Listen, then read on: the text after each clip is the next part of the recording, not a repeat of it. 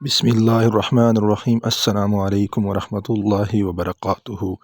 حدیث شریف، رسول اللہ صلی اللہ علیہ وآلہ وسلم نے فرمایا، لوگوں پر ایک ایسا زمانہ آئے گا کہ آدمی اس بات کی پرواہ نہیں کرے گا کہ وہ حلال طریقے سے کما رہا ہے یا حرام طریقے سے۔ حدیث شریف، حضرت جابر بن بیان کرتے ہیں، رسول اللہ صلی اللہ علیہ وسلم نے فرمایا، حرام سے پرورش پانے والا گوشت جنت میں داخل نہیں ہوگا، اور حرام سے پرورش پانے والا ہر گوشت جہنم کی آگ ہی اس کی زیادہ حقدار ہیں۔